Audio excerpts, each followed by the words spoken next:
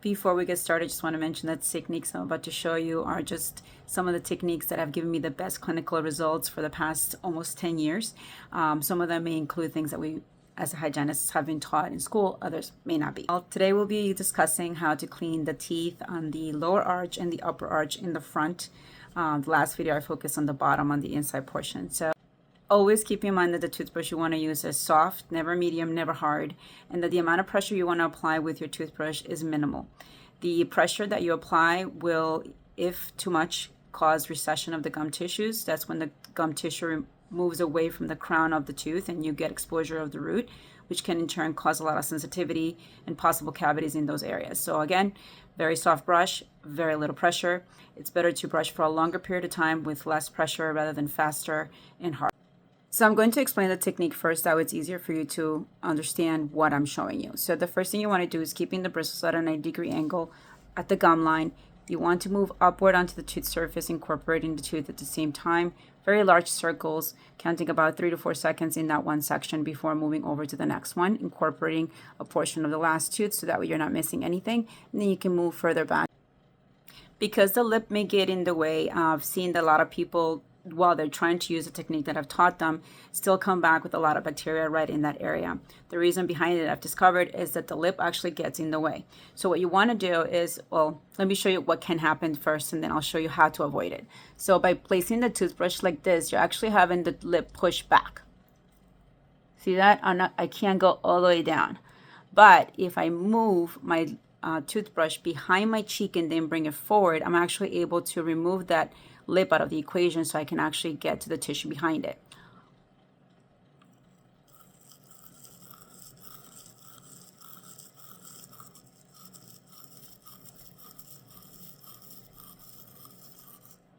I stop there because the toothbrush, if I continue to brush in that direction, will actually not allow the area to get clean since this is curving and the toothbrush is straight. So what I end up doing is actually turning it in the other direction and going on against this cheek first to remove the cheek and the lip out of the way so that I can go down into the gum tissue and clean there.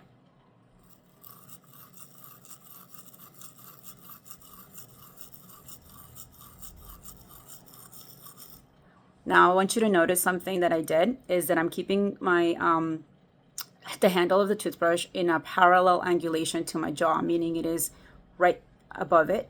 I'm not moving it to the side where that would be a diagonal angulation or the other way like this. Keeping it in that direction will keep the head in its proper position, which is basically going to ensure that you're cleaning all the way from one crust to the other instead of portions of one half and portions of the other. So maintaining that parallel angulation will help you to keep those areas clean. Now for the top, you just basically have to do the exact same thing, ensuring that the bristles are again perpendicular to the area, a 90-degree angle or completely straight. You want to make sure you move the lip out of the way because the exact same thing happens. I actually see my patients turning the toothbrush up a little bit to try to reach that area because the lip is in the way, but not realizing that it is. So the easiest way to do it again is to come in, put it in behind your cheek, move it forward, and start moving against the gum and the tooth in one position for about 3 to 4 seconds, allowing it to overlap onto the next tooth, 3 to 4 seconds, and then coming forward like this, ensuring that again those bristles are at a 90-degree angle and the handle of my toothbrush is parallel to my jaw.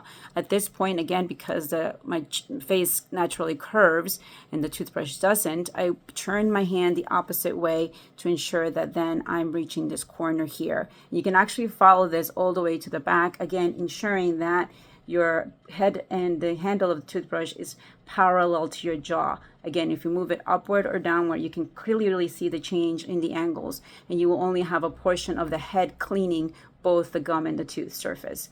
Please remember, very gentle, not aggressive. That's what makes a big difference in the clinical setting. We will see a lot of recession, a lot of sensitivity if you're too aggressive. So always remember, brush softly, gentle. Try to do more like 2 minutes rather than a minute, minute and a half.